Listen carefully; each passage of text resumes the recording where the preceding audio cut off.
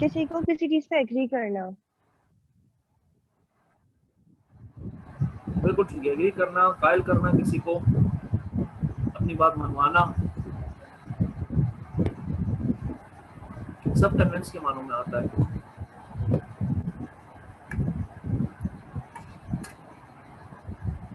ये जो cooking oils की एडवर्टाइजमेंट्स आती हैं, ये क्यों आती हैं? वो आपको क्या कन्विंस करने की कोशिश करता है? कुकिंग ऑयल्स, अभी मैंने रिसेंटली एक प्रोडक्ट देखा था, फौजी कुकिंग ऑयल, फौजी मूवी को लेकर आ गया। सर आवाज नहीं आ रही।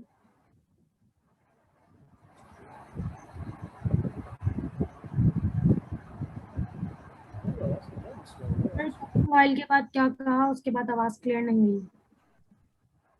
जी क्या कहा बेटा, आपने दोबारा बोलिए। सर आपने सर कुकिंग ऑयल के बाद क्या कहा, कुछ समझ नहीं आया मैं क्योंकि ये कह आवाज रहा हूँ कि क्लियर। कुकिंग ऑयल की जो एडवर्टाइजमेंट्स आती हैं, उसमें वो आपको क्या कन्विंस करने की कोशिश करता है?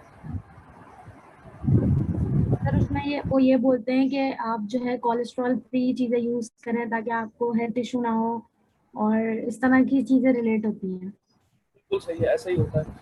तो कुकिंग ऑयल्स में वो आपको ये कन्विंस करने की कोशिश करते हैं कि हमारा जो ऑयल है वो आपकी हार्ट हेल्थ के लिए अच्छा है, वो कोलेस्ट्रॉल फ्री है, और उसको इस्तेमाल करेंगे तो आपको ज़्यादा से ज़्यादा फ़ायदा मिलेगा, वगैरह वगैरह। ठीक है, इसी तरह हर प्रोडक्ट के अंदर वो ये कन्विंस करते हैं आपको कि आपको इसकी नीड है, और आपकी इस नीड को हम पूरा कर रहे हैं, जिसकी वजह से वो प्रोडक्ट लॉन्च कर रहे हैं मार्केट के अंदर, जिसकी वजह से वो मार्केट में आपको प्रोडक्ट ऑफर कर रहे हैं और आपको कन्विंस करने की कोशिश कर रहे हैं। आसान अल्फाजों में कन्विंस कर रहे हैं कि हमारा प्रोडक्ट हमारे सुपीरियर से, हमारे कंपटीटर से सुपीरियर है। एडवर्टाइजमेंट किस तरह हो सकती है? अगर मैं आपसे पूछूं कि आज आपका एक बिजनेस है और आपको उससे रिलेटेड एडवर्टाइज करना है, तो आप कौन कौन से मीडिया या कौन कौन सी टाइप ऑफ एडवर्टाइजमेंट यूज कर सकते हैं? वैसे टाइप और मीडिया दो अलग अलग चीज़ें, आप मीडिया के बारे में बता दीजिए मुझे। इलेक्ट्रॉनिक मीडिया, प्रिंट मीडिया और डिजिटल इंटरेक्टिव मीडिया। ठीक है, तो आप इलेक्ट्रॉनिक और प्रिंट मीडिया में से किसी को इस्तेमाल कर सकते हैं। ठीक हो गया। अगेन अब टाइप्स क्या है? टाइप्स दो तरह की होती हैं। एक होता है जिसके अंदर आपकी कंपनी किसी एक पर्टिकुलर प्रोडक्ट को एडवर्टाइज कर रही होती है, उसे कहते हैं प्रोडक्ट एडवर्टाइजमेंट। ठीक हो गया। अच्छा, उसके अलावा एक ऐसी एडवर्टाइजमेंट होती है, इसको इंस्टीट्यूशनल एडवर्टाइजमेंट कहा जाता है। इंस्टीट्यूशनल एडवर्टाइजमेंट में क्या होता है? इंस्टीट्यूशनल एडवर्टाइजमेंट के अंदर आप अपनी कंपनी को एडवर्टाइज कर रहे होते हो, और कंपनी के जितने भी प्रोडक्ट्स हैं वो ऑटोमेटिकली उसके अंदर कंसिडर होते हैं। फॉर एग्जाम्पल, अगर आप कोई नई कंपनी हो और आपने कोई नई फर्म है आपकी, और उसने कोई नया प्रोडक्ट लॉन्च किया है, वैरायटी ऑफ प्रोडक्ट्स लॉन्च किए हैं, तो बजाय इसके कि आप डायरेक्ट प्रोडक्ट एडवर्टाइज करें, आप पहले इंस्टीट्यूशन या कंपनी की अवेयरनेस क्रिएट करें लोगों के दरमियान कि भाई एक ये न्यू कंपनी है, हमारी एक ये टारगेट मार्केट है, हमने इस तरह के प्रोडक्ट्स लॉन्च करने हैं, और ये वैरायटी है हमारे पास इस क्वालिटी के साथ। तो जब तक आप कंपनी के बारे में नहीं बताएंगे, उसका परसेप्शन क्रिएट नहीं होगा, ये बात याद रखिएगा। क्योंकि मैं जब भी कोई प्रोडक्ट खरीदता हूँ तो मैं ये देखता हूँ कि ये मेड किस कंपनी का है, ये बनाया किस कंपनी ने है। ठीक है, मिसाल के तौर पर बिस्कॉनी, ये आज से बहुत साल पुरानी कंपनी है, आप छोटे होंगे काफ़ी उस वक्त। तो जब ये बिस्कॉनी कंपनी लॉन्च हुई तो सबसे पहले देखा नाम बिस्कॉनी, डिफरेंट सा नाम है, भाई मेड कहाँ का है, ये कौन बना रहा है, पता तो चले। जब उसको देखा उसके प्रोडक्ट को, दो तीन प्रोडक्ट्स उन्होंने इनिशियली स्टार्ट किए थे, पीछे लिखा हुआ था स्माइल इंडस्ट्रीज लिमिटेड। और स्माइल इंडस्ट्रीज आपको पता है किसकी कंपनी है? हाँ बेटा, जैन आपने बोलने की कोशिश की लेकिन मुझे आपकी आवाज नहीं आई बेटा। मिफ्ता इस्माइल की है, नून लीग का जो सदर है। बेटे सो जाओ, सो जाओ बेटा, तू सो जा, सो जा। ठीक है, और कोई? वो सर मैं उस पॉइंट ऑफ व्यू से नहीं बात कर रहा बेटा, मैं किसी और पॉइंट ऑफ व्यू से बात कर रहा हूँ।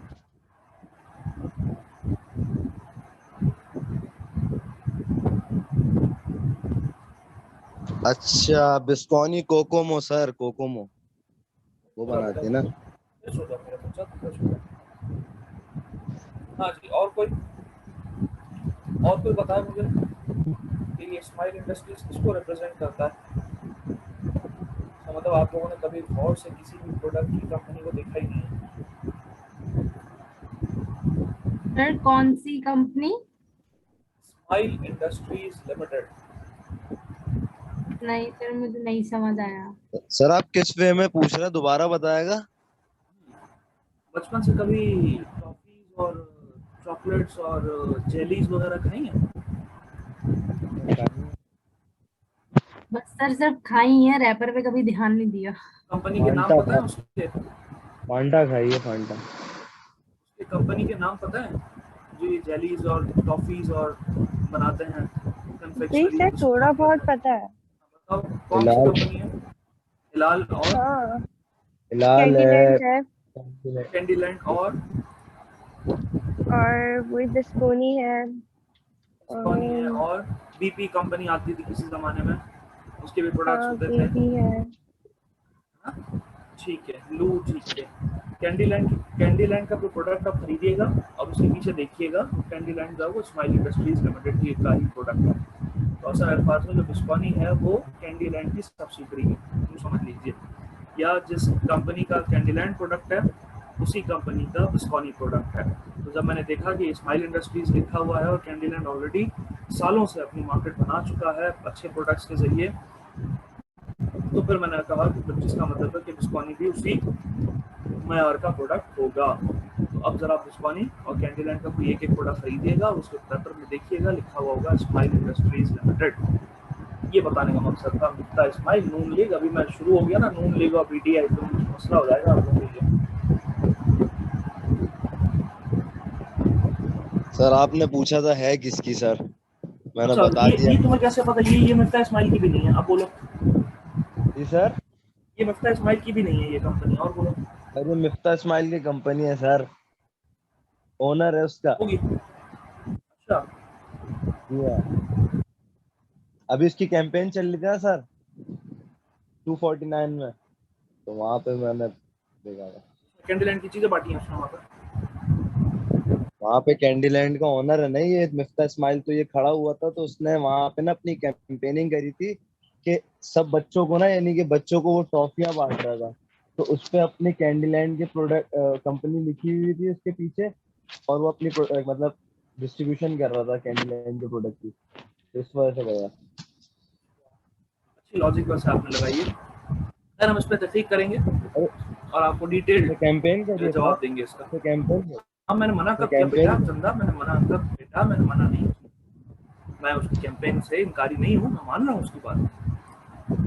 अच्छा जी, तो इंस्टीट्यूशनल और प्रोडक्ट एडवर्टाइजमेंट में पहले आप कंपनी की अवेयरनेस क्रिएट करें। अगर आपकी कंपनी एक नई कंपनी है तो लोग इतनी आसानी से ट्रस्ट नहीं करते, खास करके एडिबल आइटम्स में, खास करके कॉस्मेटिक्स के अंदर।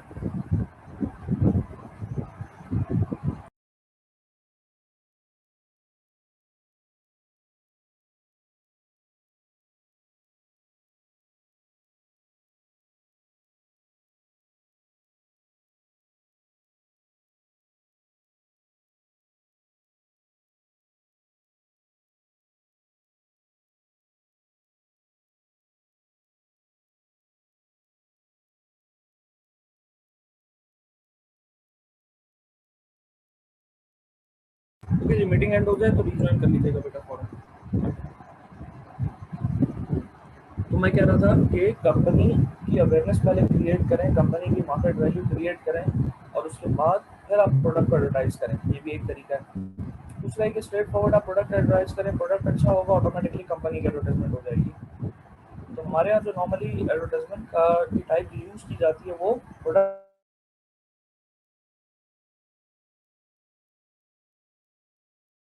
हाँ जी, आ गए सारे।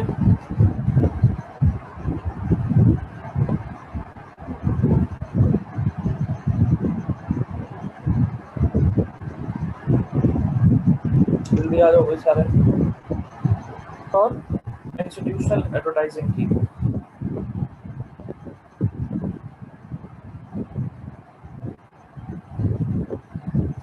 नॉर्मली जो सर्विसेज होती हैं, सर्विसेज के अंदर हम इंस्टीट्यूशनल एडवर्टाइजिंग को फोकस करते हैं और प्रोडक्ट एडवर्टाइजिंग के अंदर हम गुड्स को फोकस करते हैं ज़्यादातर। और जैसे मिसाल के तौर पर आप किसी कॉलेज की, किसी स्कूल की एडवर्टाइजमेंट जब देखते हो, उसमें स्कूल का नाम ज़्यादा हाईलाइटेड होता है, कॉलेज का नाम हाईलाइटेड ज़्यादा होता है, उसके प्रोग्राम्स का नाम कम हाईलाइटेड होता है, उसके प्रोग्राम की डिटेल कम हाईलाइटेड होती हैं, बल्कि वो अपने कॉलेज का या अपने इंस्टीट्यूट का नाम क्रिएट करने की कोशिश करते हैं।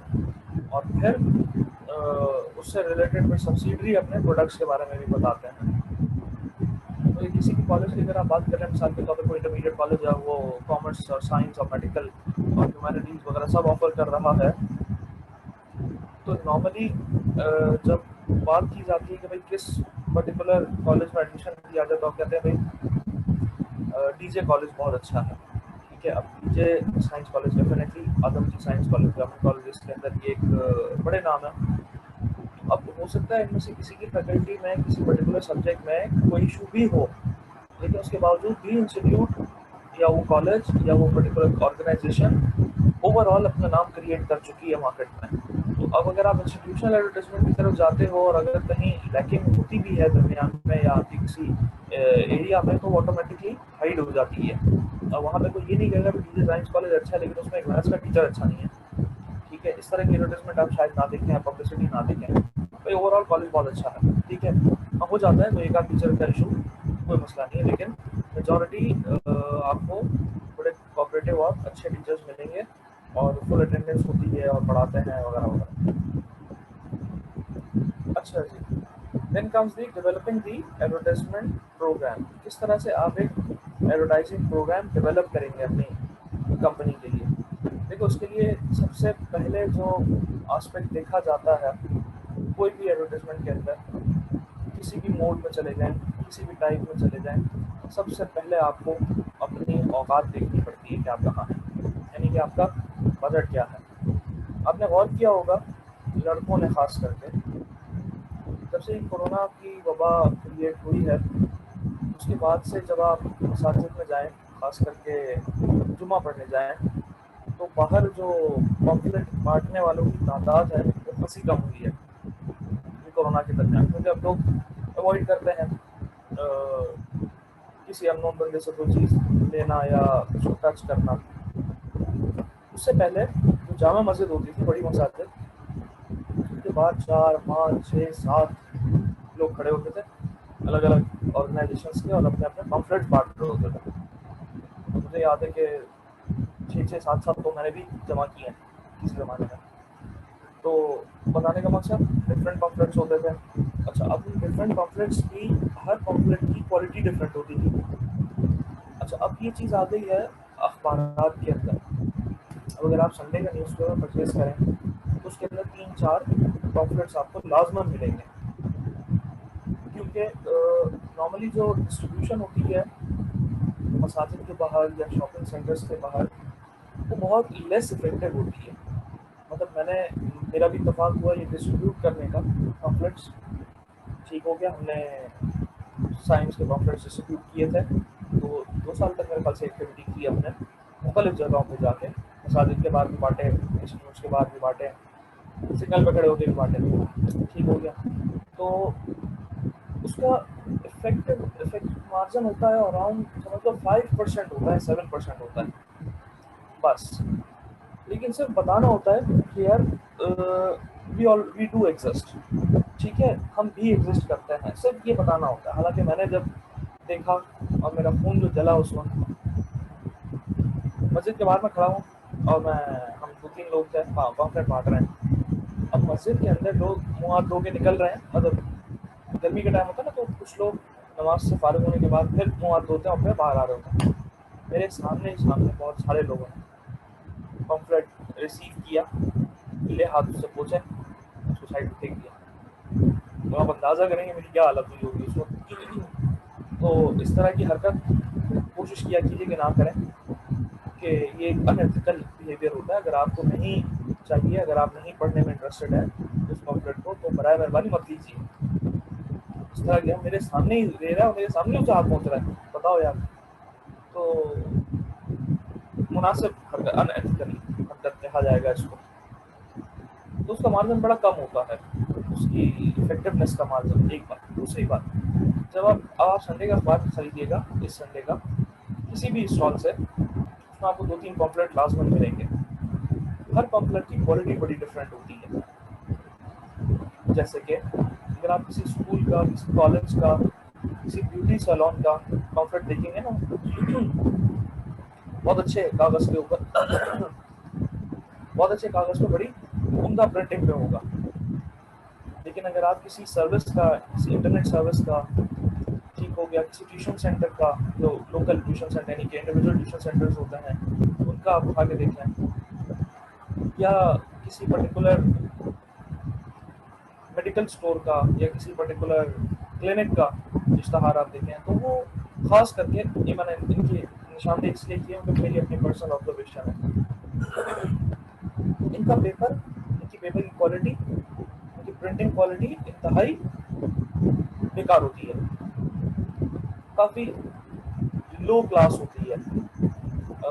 पिंक कलर का एक पेपर होगा जिसपे दाने दाने नजर आ रहे होंगे आपको, कचरे से बना हुआ पेपर जिसको मैं कहता हूँ।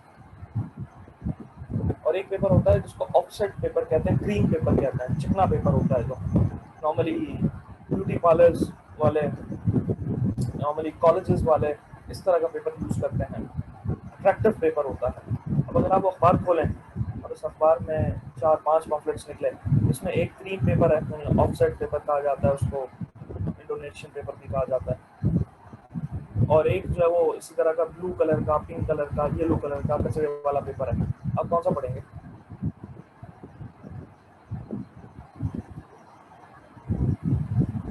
हाँ जी, कौन सा पढ़ने में इंटरेस्ट लोगे या कोशिश करोगे मैं कौन सा पढ़ूं? जी बेटा।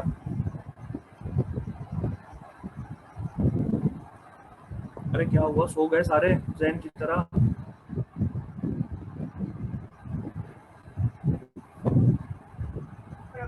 सर दोबारा बोलें। अल्लाह, ये क्या हो रहा है आज?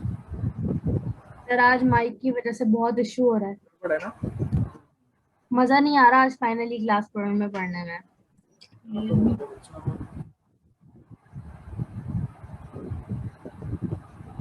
हाँ जी, तो मैं आपसे कह रहा हूँ कि अगर आपने एक अखबार खोला, उस अखबार में 4-5 पम्फलेट्स निकले, एक पम्फलेट जो है वो ग्रीन पेपर पे है जिसको इंडोनेशियन पेपर भी कहा जाता है, सॉफ्ट क्रीम पेपर होता है, चिकना पेपर कहते हैं जिसको, ग्लॉसी पेपर होता है, और एक होता है जो कचरे से बना हुआ होता है, पिंक कलर का, ब्लू कलर का, येलो कलर का। कौन सा पढ़ना पसंद करोगे? अच्छा सर वाला पेपर। जिसका पेपर बहुत अच्छा होगा, जिसका एडवर्टाइजिंग का जो मतलब प्रोसेस होगा, मतलब उसकी जो मतलब मेंटेनिंग होगी वो प्रेजेंटेशन होगी, ये कहना है। हाँ कह ये सकते ज्यादा हैं। अट्रैक्टिव जो होगा। ऑफसेट पेपर होता है ना, क्रीम पेपर, उस पर नॉर्मली कलर प्रिंटिंग होती है, और जो ये पिंक कलर का, ब्लू कलर का अजीब सा पेपर होता है ना, इस पर ब्लैक प्रिंटिंग होती है। तो आप पढ़ोगे वो वाला, कौन सा? ग्लॉसी पेपर वाला। क्यों? इसलिए क्योंकि वो अट्रैक्टिव है, चाहे वो आपके काम का हो या ना हो, अपने पढ़ना वही है। अब वो ब्यूटी पार्लर का है तो वो लड़का पढ़ रहा है, उसका कोई कंसर्न नहीं है। अब वो कॉलेज का है, आप कॉलेज पास कर चुके हो, आपका कोई कंसर्न नहीं है, फिर भी आप पढ़ रहे हो। ऐसा ही है ना? अब यस जब आप वो सर। पढ़ रहे हो तो उस वो पढ़ने के बाद वो पर्टिकुलर कंपनी, वो प्रोडक्ट आपके सबकॉन्शियस में चला जाता है, और जब कल उससे रिलेटेड कोई बात आती है, आपकी फैमिली में किसी को उसकी नीड होती है, तो आप कहते हो हाँ मैंने पढ़ा था वो पॉम्फलेट। वहाँ चलते हैं, उनसे पता करते हैं, निकालो यार गूगल पे उनका कॉन्टैक्ट नंबर या एड्रेस।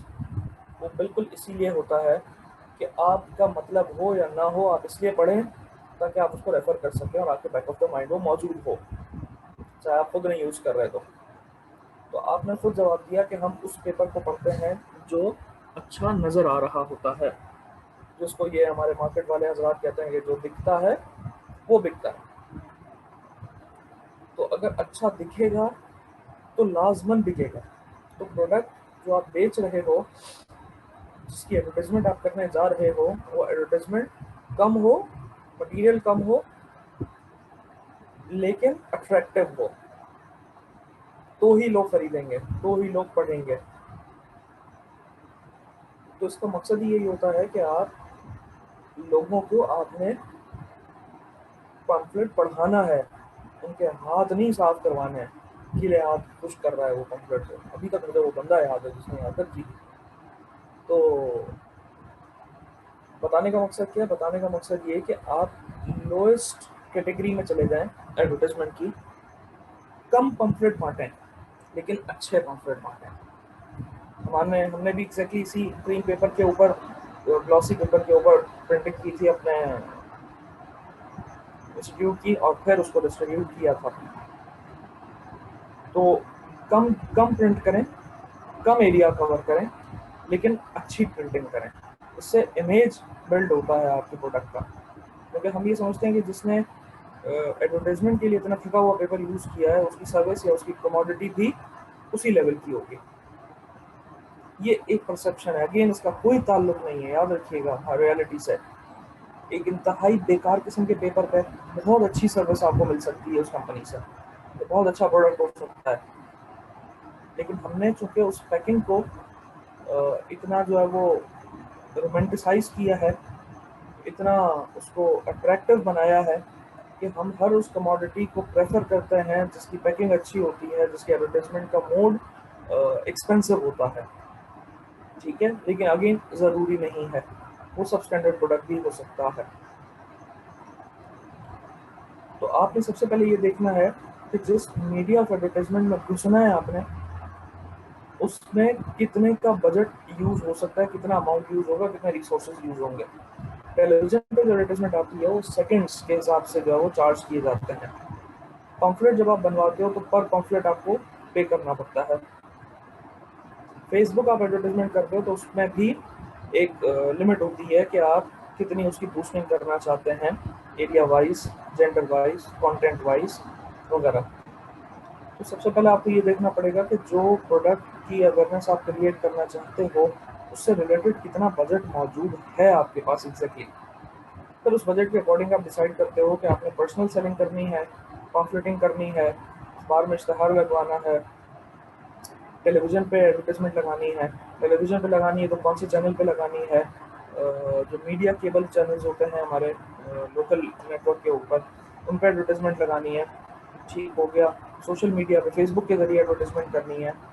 हमारे पास हमने जो तजुर्बा किया डिफरेंट एडवर्टाइजमेंट्स का, अखबार में भी हम इश्तहार देते हैं, पम्फलेटिंग भी हम करते हैं, फेसबुक के ऊपर भी हम इश्तहार करते हैं। एक और ऑर्गेनाइजेशन से रिलेटेड मैंने बाकायदा अखबार में इस तरह से पम्फलेट्स भी डलवाए थे। तो इसमें से सबसे ज़्यादा अभी तक इफेक्टिव जो है वो फेसबुक एडवर्टाइजमेंट इफेक्टिव साबित हुई है। जो फेसबुक पे हमारी जो वीडियो चली है वो सबसे ज़्यादा इफेक्टिव है। तो मीडिया ऑफ एडवर्टाइजमेंट में आजकल का जो बच्चा है उसको अगर आपने एडवर्टाइजमेंट दिखानी है तो इट शुड बी मूविंग। वो मूविंग नहीं है तो उसके लिए अट्रैक्टिव नहीं है। अब मूविंग दो सेंस में हो सकती है, या तो आप उसकी प्रॉपर वीडियो बनाएं या फिर पिक्चर्स को वीडियो में कन्वर्ट करते हैं। जैसे अगर आपने हमारा नीचे ऑफिस है जहाँ पे ये असद साहब बैठते हैं, वहाँ पे एक एलईडी लगी हुई है। उस एलईडी पे कंटिन्यूसली 3-4 डिफरेंट तरह की प्रेजेंटेशंस और एक वीडियो चल रही है उसके ऊपर। अगर आपने कभी देखी हो, देखिए बेटा किसी ने उसमें।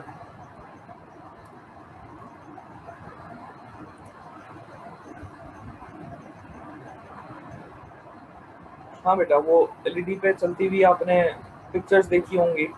उस पर बेसिकली एक वीडियो चल रही जो हमारी वो फेसबुक वाली वीडियो है, जो प्रॉपर वीडियो रिकॉर्ड हुई थी क्लासेस के अंदर। आई होप आपकी क्लास में भी रिकॉर्डिंग हुई होगी क्योंकि उसके पीछे मैं ही मौजूद था। ठीक है, हाँ आपकी क्लास में रिकॉर्डिंग हुई थी, हारिस भाई पढ़ा रहे थे, याद आ गया मुझे। ठीक है, बिल्कुल सही है। आपकी क्लास में भी रिकॉर्डिंग हुई थी उसकी, हमने उसको प्रॉपर पूरा इंस्टीट्यूट कवर किया था। ठीक है, उसके बाद उसमें एक प्रेजेंटेशन चल रही है, वो हमारी वो प्रेजेंटेशन है जो हम ओरिएंटेशन में चलाते हैं। आपने ओरिएंटेशन में तजुर्बा भी किया होगा उसका।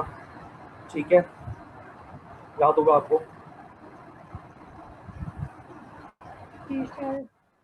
ठीक है, अच्छा। और आपकी 1 3 5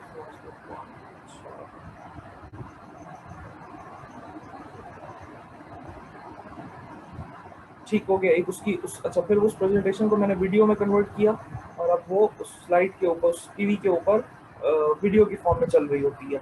इसी तरह हाई अचीवर्स पार्टी को हमने कवर किया था, उसकी तस्वीर मैंने वीडियो में कन्वर्ट की है वो चल रही है वहाँ पे।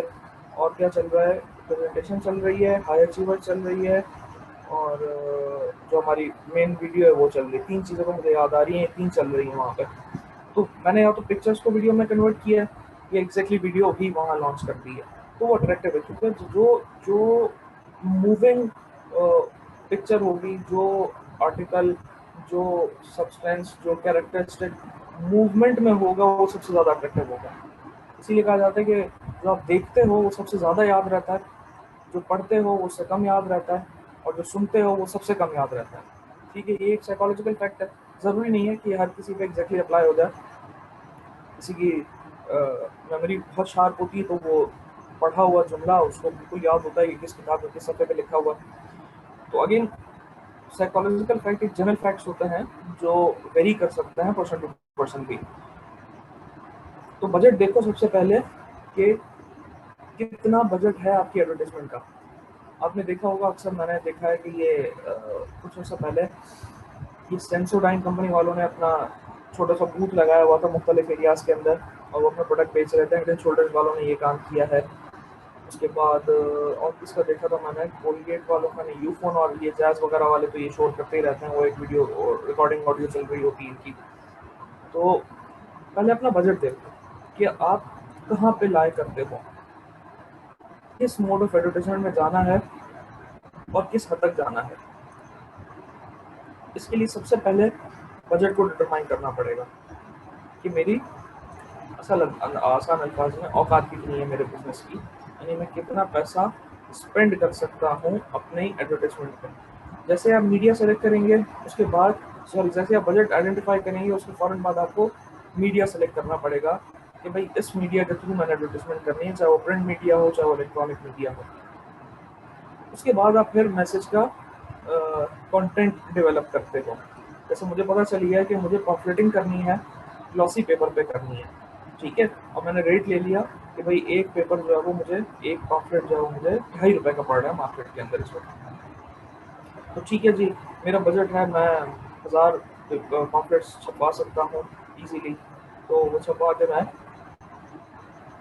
डिफरेंट मीडिया के थ्रू, यानी कि डिफरेंट सोर्सेज पे उसको डिस्ट्रीब्यूट करूँगा। मैं जो रेजिडेंशियल फ्लैट्स होते हैं वहाँ पे उनके लेटर बॉक्स के अंदर भी वो शामिल ऐड जमा करूँगा, वहाँ पे डलवाऊँगा। मैं अखबार के अंदर भी इंसर्ट करवाऊँगा। ठीक है, नॉर्मली हमारे यहाँ जो डिस्ट्रीब्यूशन होती हैं, हमारे यहाँ जो जिस एरिया में मैं रह रहा हूँ, यहाँ पे नीपा चौरंगी पे डिस्ट्रीब्यूशन होती है अखबार की, हसन स्क्वायर पे होती है, आयशा मंजिल पे होती है, जौहर में एक जगह वहाँ होती है। तो ये स्पॉट्स होते हैं, मेन स्पॉट्स होता है। नीपा एक बड़ा स्पॉट है, हज़ारों की तादाद में, लाखों की तादाद में अखबार यहाँ से डिस्ट्रीब्यूट होता है। तो आप वहाँ पहुँच जाएँ, ठीक हो गया, और वहाँ पे किसी शख्स से बात कर लें कि भाई मुझे अपने ये 500 पम्फलेट जो है वो अखबार में इंसर्ट करवाने हैं, जो जो इस एरिया में डिस्ट्रीब्यूट होते हैं। तो वो आपसे पर पम्फलेट जो चार्ज करते हैं इंसर्ट करने के। लाज़मी बात है, हर एक अखबार में उनको डालना होता है वो पम्फलेट, उसके वो अलग से चार्ज करते हैं। और आप जाके देख भी सकते हैं, मैंने खुद इसको ऑब्जर्व भी किया है कि एक दिन पहले हमारे एक दोस्त था, उसने एक से बात कर ली वहाँ पे, उसने कहा कि भाई पर पम्फलेट में 50 पैसे चार्ज करूँगा या ₹1 चार्ज करूँगा। तो हमने कहा ठीक है, 500 पम्फलेट हैं, आप उसको इंसर्ट कर देंगे। अगर सही है, कल सुबह हम इसकी फजर के बाद इंसर्शन करेंगे और फिर ये 9 बजे के बाद डिस्ट्रीब्यूट होगा। तो हम अगले दिन पहुँच गए सुबह 6-7 बजे, और वाकई वो हमारे पम्फलेट्स जो है वो इंसर्ट हो रहे थे। वरना ऐसा भी होता है कि आप पम्फलेट देकर आ गए और सुबह वो किसी कबाड़ी के पास आपको मिल रहे हैं, किसी पठान के चाय के होटल पे आपको मिल रहे हैं, तो वो डिस्ट्रीब्यूट नहीं हुआ आसान अल्फाज में। तो अगर आपने देखना है, आप खुद जाएँ, खुद विजिट करें। ये चूँकि मैं सारी काम मैं कर चुका हूँ, इसलिए आपको बता रहा हूँ कि कल आपने अपना कोई सेटअप स्टार्ट करना हो और पम्फलेटिंग करवानी है, नेवर एवर ट्रस्ट एनीवन। बहुत सीधी सी ज़बान में समझा रहा हूँ मैं आपको। पम्फलेट इंसर्ट करवाने हैं, पूछ लो भाई कब होंगे, कौन करेगा, कितने लोग हैं, कितने बजे काम होगा। पम्फलेट देकर आ जाओ एक दिन पहले, अगले दिन सुबह चले जाओ। अगर वो अखबार में इंसर्ट कर रहा है, सही जा रहा है, घंटा 1.5 घंटा लगेगा, खड़े रहें आप वहाँ पे, वो कुछ नहीं कहते, बहुत सारे लोग मौजूद होते हैं वहाँ पे। तो वो मीडिया सबसे चीपेस्ट मीडिया है। ये इसलिए इस पर इतना फोकस कर रहा हूँ कि स्मॉल बिजनेस ओनर कभी भी टेलीविज़न के ऊपर अपने प्रोडक्ट को एडवर्टाइज नहीं कर सकता। जितने लाखों रुपए उसको वहाँ एडवर्टाइजमेंट में लगेंगे, उतनी की उस बेचारे की इनिशियल इन्वेस्टमेंट भी नहीं होती है बिजनेस की। तो ये मीडिया होता है। जिस तरह मैंने आपको एक और एग्जांपल दी थी, हमारे मेरे एक पुराना स्टूडेंट है जिसकी एक बेकरी है, तो उसने पम्फलेटिंग शुरू की बेकरी की। मैंने आपको बताया था कि कस्टमर आ रहा था और कस्टमर के हर प्रोडक्ट के साथ वो अपना एक पम्फलेट उसके शॉपर में डाल देता था, जिसमें फ्री डिलीवरी और उससे रिलेटेड पैकेजेस के बारे में लिखा होता था, ऑफर्स के बारे में लिखा होता था।